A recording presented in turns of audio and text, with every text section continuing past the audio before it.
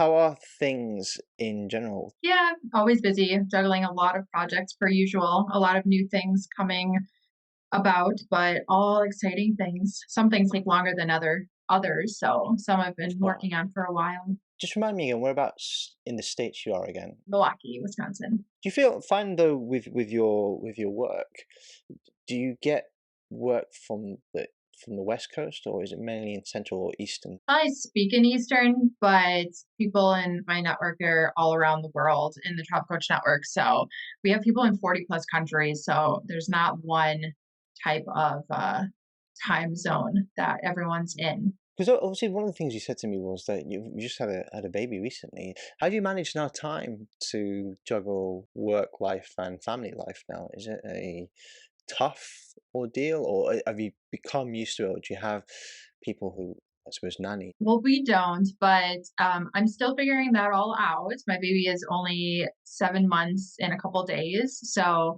I'm a new mom, a business owner. So I work from home. So I essentially have two full-time jobs at once.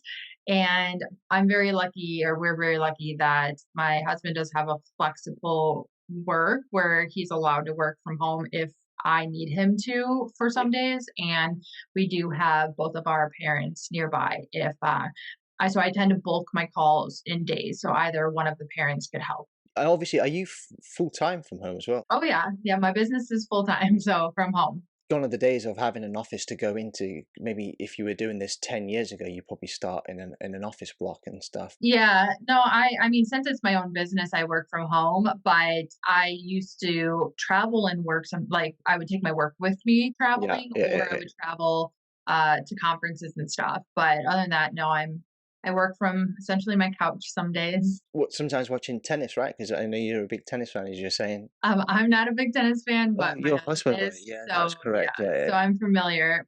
We also watched the Netflix series Breakpoint. Have you seen that? I haven't. No, I believe that they've actually stopped filming that. It's one season, and yeah, maybe the second season they didn't finish or something. I thought it was. Yeah. Did you enjoy that then? Yeah, it gave a really unique perspective behind the scenes and in the minds of the players, which you don't Yeah. get to see. And all I learned from it is that I never want to be a tennis player. It is a tough spot because what people might not know, I was on your podcast and we did a recording yesterday actually, and I was telling everyone on your show that tennis is part of my not necessarily DNA. I obviously learned how to play and got pretty good at it and practiced with a few of the pros and helped them. I think I'm a hitting partner, so not necessarily good enough to become a pro, but I can hit with them. And a lot of the pros want to just get ready and just hit balls. To become an elite pro with any field, really, this or whatever you do, the job that you do, you have to really, as consistency. I think I was telling everyone on your show yesterday, it's consistency. You've got to be consistent. You've got to be consistent in this job and business, and it's part and parcel of what we need to do to become the best at what we do, really. And the elite players, that's all they do. It's consistency. They practice, practice, practice, practice, practice. So I think I've not seen the show, but I'm assuming that's what they probably talk about. The mentality of it is you just gotta, the hours you have to put in, and I'm sure we're going to talk about this when we start the show, which of what you want to discuss. So in fact, maybe we should start. Welcome to Take a Wander with Shebs, a travel podcast to highlight topics and talk in depth about how travel can have meaning in your life through the experiences you gain from exploring the world. How is this podcast different to other travel podcasts? The show's discussion points will talk about more than just destinations people can travel to, their favourite place or food, or how to travel hack. I'll dig deep into why and what that individual may have learnt from a destination, or what impact an event or occasion has had on their life during their travels. No topics are off limits. The podcast will aim to create suspense for listeners and leave you inspired to travel, learn, and be a better person overall. You can support the channel by heading over to www.shebsthewanderer.com. You'll be able to see the store tab, which you can hover over to and click. You can then buy various items from t-shirts, jumpers, hoodies, even water bottles and phone cases. If you have any questions, you can send me a message through the contact tab. Sahara, welcome to the show. Thank you very much for coming on, taking one of those Shebs. It's great to have you with us. Hi, Shubs. Thank you so much for having me. I'm really excited to talk with you. I've been anticipating this chat with you. We had a really great conversation yesterday, so I'm happy to continue that. So, for people who might not know about you, just tell us a little bit about yourself. Yeah, so I am Sahara Rose De Vore. I am not only the founder and CEO of the Travel Coach Network, but I am a passionate traveler at heart. I was a solo female backpacker for over a decade, and I am just someone with a mission to really, truly bring emotion and a personal approach back to the travel industry. Well, you just talked about solo traveling. So, where did your initial love for travel start then? Yeah, I was not someone who grew up in a family that traveled too much. My grandmother was originally from Mexico, and my grandfather was originally from Canada, the French region. So I remember just taking trips in our family van from Wisconsin up to Canada and down to Mexico and southern Texas to visit the families. But I was so young, I remember bits and pieces. No one in my family traveled for business. It just Mm. wasn't something that we did. We didn't take vacations very much. So traveling wasn't something that crossed my mind. It wasn't until my third year university, and I was moving back to the Midwest from Arizona down south. And I had a small window of time to figure out what I wanted to study in university. And I was never someone who knew what my career path or my passion was for what I wanted to do career wise. And I have a lot of talents and skills and interests, but it just wasn't. I had no idea. I wasn't like my friends who knew exactly what their path was. And so I came across a hospitality and tourism program in Chicago, and something clicked, and I said, travel, it's cool. I would like to travel once I graduated from university. So I enrolled and got in, and it was that very first day in that class that I heard about from the foreign exchange students who were from Europe or Asia, how easy it was to travel to as many countries that they've been to. And I was just in absolute awe.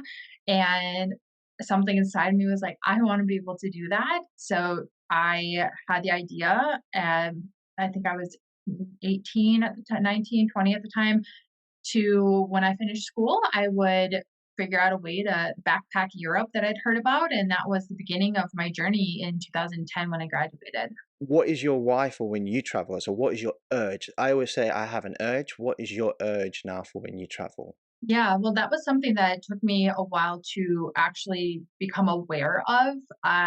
We all know that we have a fight or flight reaction, and my reaction to things in life, or even my internal self, is sometimes flight. And oftentimes that turns into a physical flight, like getting on a plane and going away somewhere. And when I finally graduated university, I always say my pretty answer was that I wanted to travel after college. But my real answer is that I've always struggled with anxiety.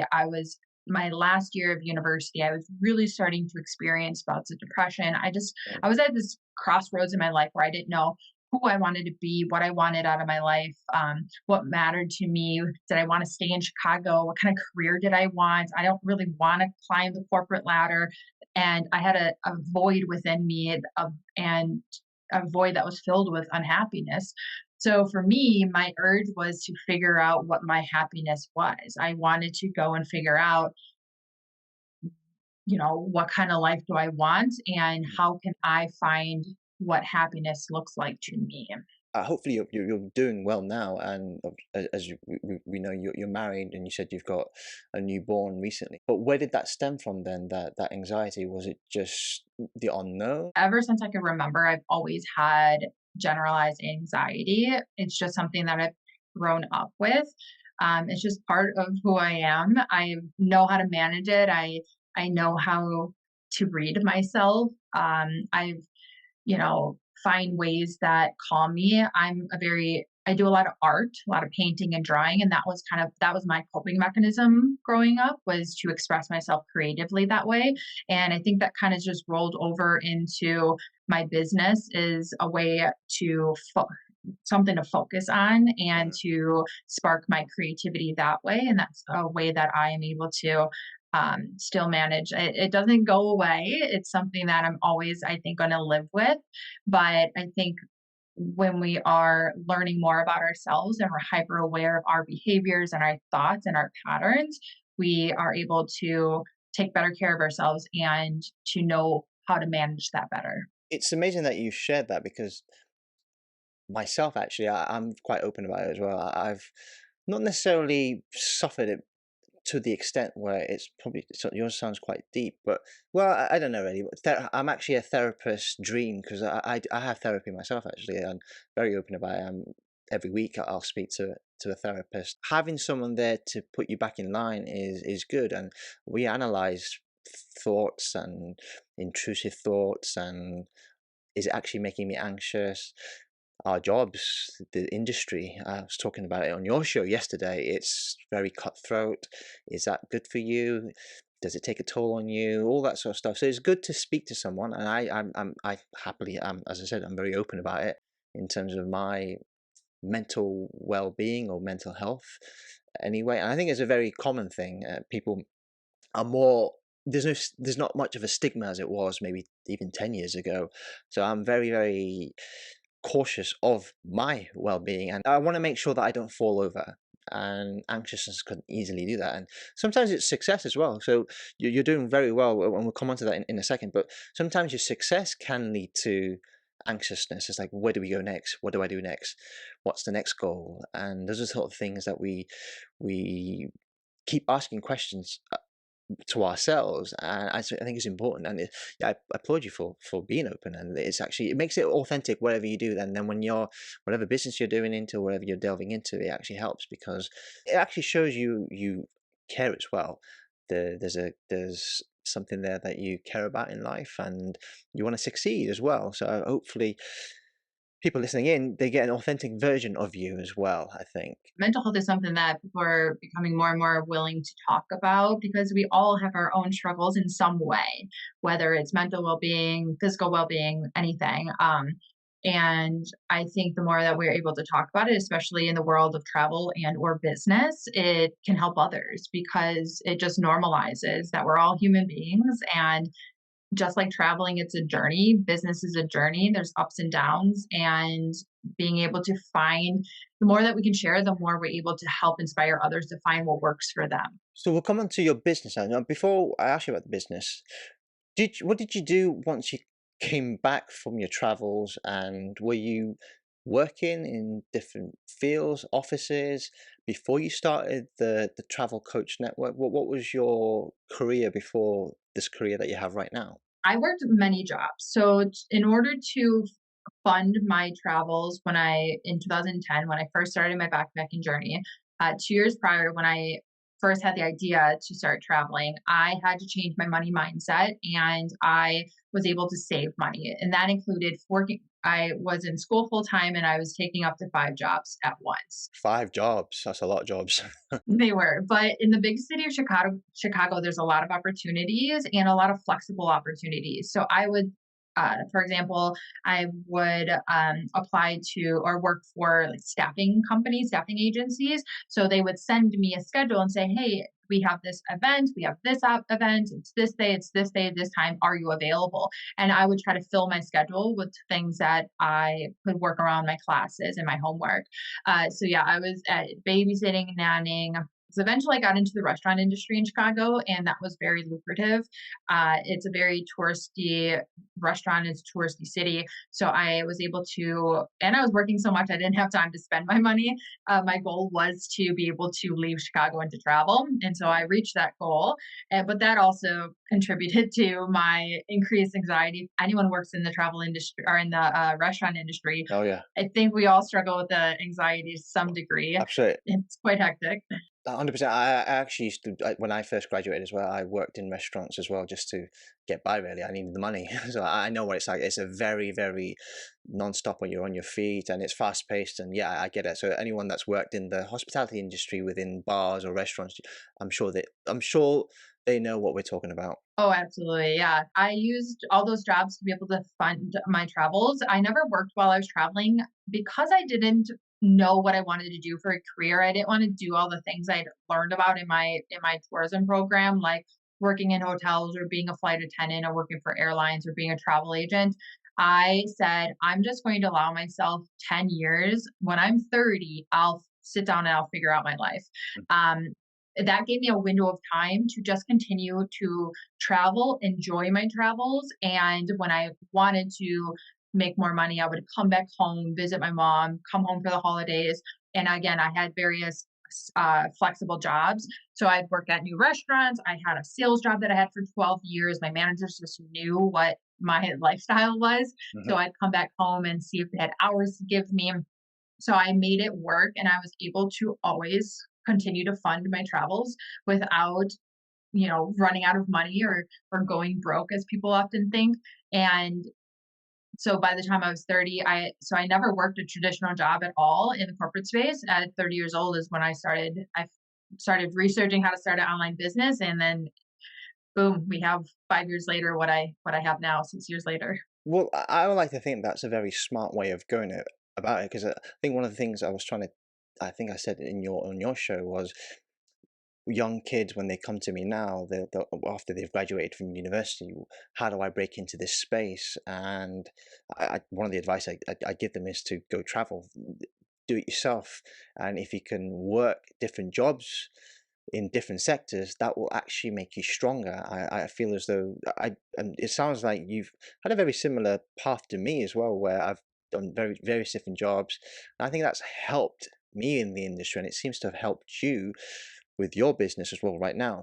And I think that's a really good way of going about it and building a career as well, whilst you're working other jobs, 5 jobs. That's very, you have to have the work ethic. And I'm assuming it had an effect on your social life as well. But your end goal would have been there to, well, I suppose what you're doing now is paid off. Where is it right now since you started? And tell us a little bit about what it involves as well. What's the day-to-day job for yourself? So I sold everything I had. I didn't have a car payment. I was living with my mom in her apartment now, and I just went all in on figuring out how to build and start my business. And I've been doing that ever since, and it's about 6 years later now. When I started researching how to start an online business, Facebook started pushing business coaches to me. Mhm. That was the very first time I was ever exposed to the coaching industry, business, life, health, wellness coaches. I said, wow, this is really a booming industry. I never thought of that before. I never needed a coach or heard about anyone being a coach. And something inside me clicked, and I said, I want to be a travel coach. I didn't see it anywhere. I didn't hear about it. I didn't care. That's my personality. If I have an idea, I feel something in my gut, I just do it. And I said, well, what kind of travel coach do I want to be?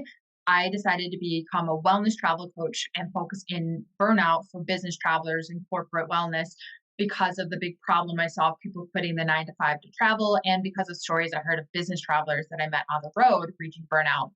And I spent several years just researching wellness travel, the wellness benefits of travel, the holistic benefits, and then the burnout epidemic happening. And about a year later, year into starting my wellness travel coaching business, I had others reaching out online saying, what's a travel coach? How can I learn about it? Where'd you learn about it? Maybe I'm doing it and didn't know there's a name for it. And something clicked inside me again. And I said, well, if they're coming to me to ask me that, maybe they went to Google first. So Mhm. I finally went to Google travel coaching, which I didn't do before, even before registering my own wellness travel coaching business. Um, I saw that there was a long line of everything popped up were travel coach buses. And for a lot of people, that would scare them and say, I guess it's not a thing. Let me find a different term for it. Not me. Something inside me said, this is an opportunity to really grasp this and build something from this. And from that moment on, as I was building my wellness travel coaching business, I started the Travel Coach Network to build a platform for others to learn how they can start and grow their own travel coaching business. The one thing I got from that was you took a risk, and took a risk, sold everything, decided to go live with your mom in an apartment to make it happen. So if you were to give anyone advice and they're sort of umming and ahhing on whether to go for it, would they have to have something structured out before taking that risk, or do you just quit everything and then just go with the flow? What's your advice on that, would you say? Yeah, that's a really great question. It's a little bit tricky because everyone's situation is different. And I didn't have as many responsibilities as others might. I didn't have kids at the time, I didn't own a home. I would just recommend anyone being able to take a look at where all of their expenses are at. What are their responsibilities and see if they can narrow or eliminate any of them and see, is it an option for you to move in with someone else or to maybe get a roommate where you can lower the expenses, or having a window of time where you're going to say, I'm going to hustle my butt off and I'm going to work as much as I can, make as much as I can for this amount of time, whatever amount of time that is for you, and say, that's the window that I'm giving myself. Then I'm going to start focusing on your business. Because if you're going to start a business, it needs your attention. And at some point, you will have to go all in if you want it to be to the point where you want it to be. If it's just a side hustle that you're doing on the weekends, and there's a lot of ways to just make some money here and there or to make decent money as a side hustle, that's one thing. So figuring out what is your goal is really important. What do you actually want? What's your vision for what you're doing? And then finding a roadmap to get there. Having a business plan or an idea where you want to be is very, very important. Then you can work out, as you just said there, if you've got no bills or heavy expenses going out, you can then work out what's good for you. Your business then, what would you say has been the key to your growth? What's been your unique selling point? Because there are other business coaches similar to yours. So what's been the key to your success? Yeah, so there's other business coaches and a lot of travel Yeah. business coaches who teach travel agents. So the Travel Coach Network has nothing to do with being a travel agent.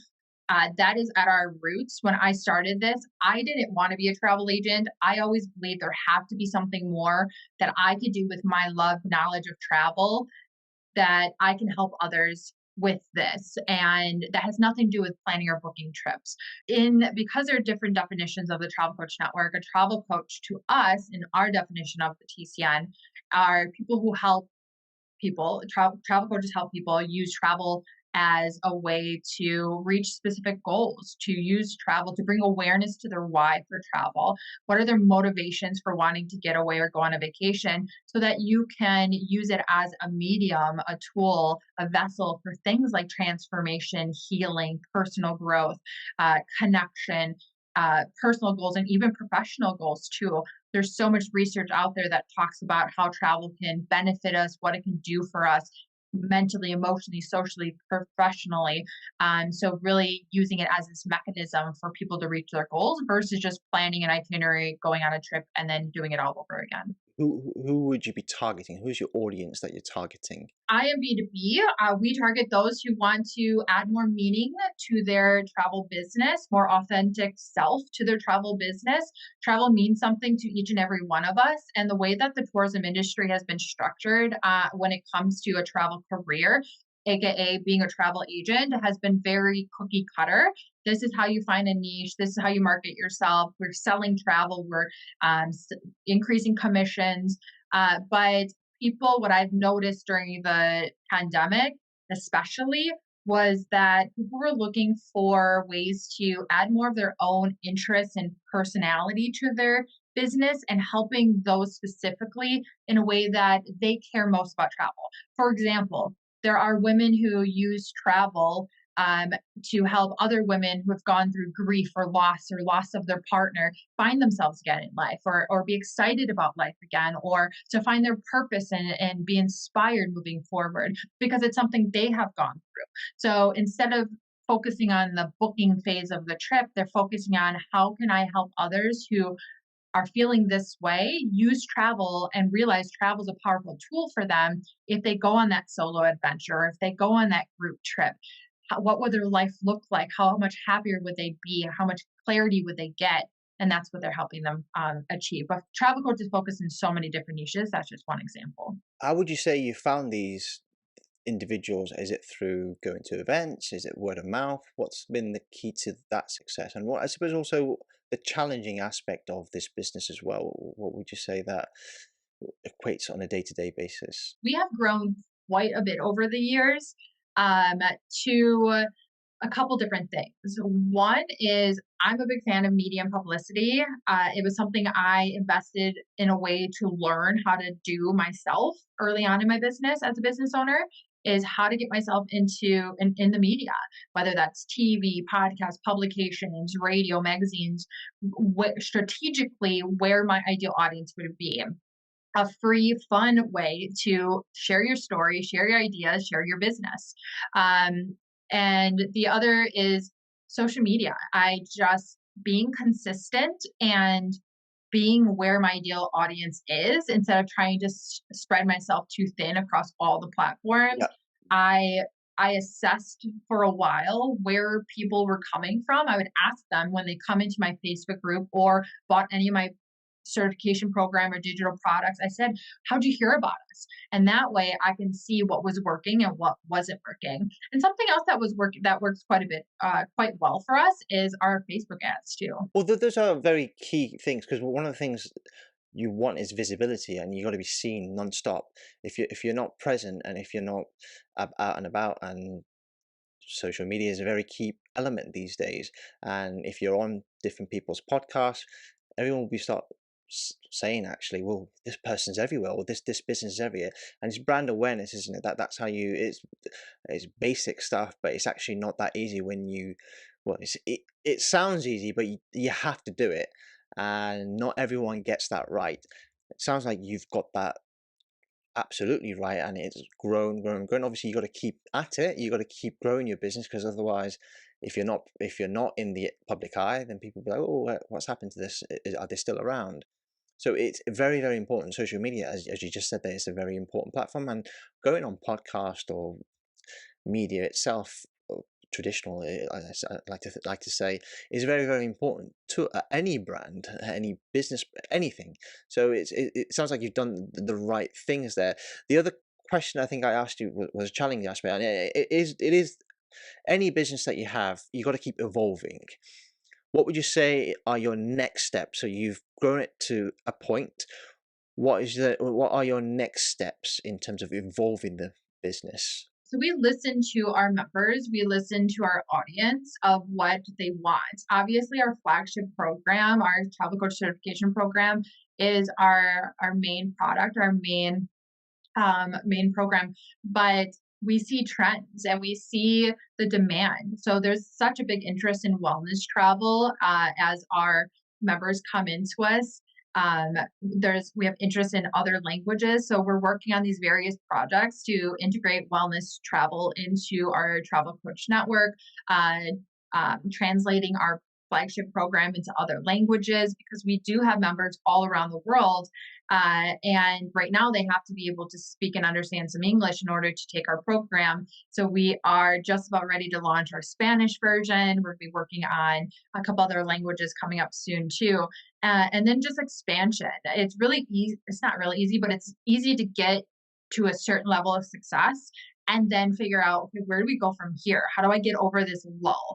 And it's an internal feeling that you have. You just know when it's ready to kind of kick things into high gear and see how else can I grow this business? What other avenues? But I'm a big believer that everything happens when it's supposed to happen, and just to listen to yourself, just like traveling. Like, don't force anything to happen. Just go along the journey, because we can't predict change what's going to happen in the future. And from my experience, things just line up. Like, I didn't know, obviously no one knew that the pandemic was going to happen, but the pandemic did a lot of good for the travel industry, did a lot of good for the wellness industry. It catapulted wellness to the forefront across all industries, and it really shined a light on the value that travel has on us as human beings. So the pandemic did wonders for our business for many different reasons. It's remarkable, and you've also branched out, and you also do your own podcast. Are there any plans to do? Obviously, you might not want to tell us this, but what other ideas do you have floating around? Because I'm sure, as a business woman now, you've got various different ideas that you want to maybe pursue. we're going to be rolling out, it's in its beta mode right now, a certification program specific for travel agents to combine travel coaching into their business. So it's not all of the stuff that we have in our certification program, but they would still get certified as a travel coach, but it's specific for them sticking with being a travel agent advisor, which we see a demand for. We're going to be launching a whole segment of for wellness travel, like I mentioned, but of course, there's AI in the travel space too. So toying around with ideas of what that looks like for travel coaching. But for me too, as a bigger picture, I absolutely love consulting, especially in the wellness travel space.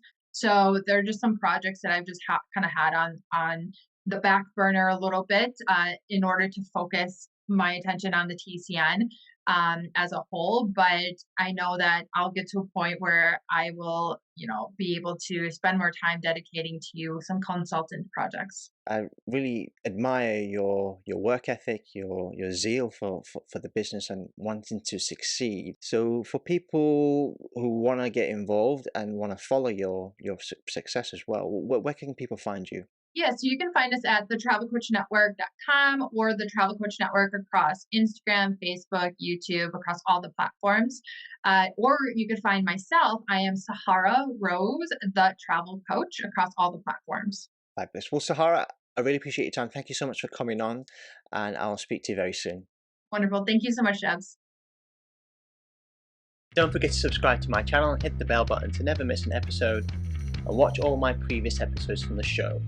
You can also follow me on all my social media platforms. That's it for Take a Wando Chefs. Hope to see you all soon. Until next time, bye for now.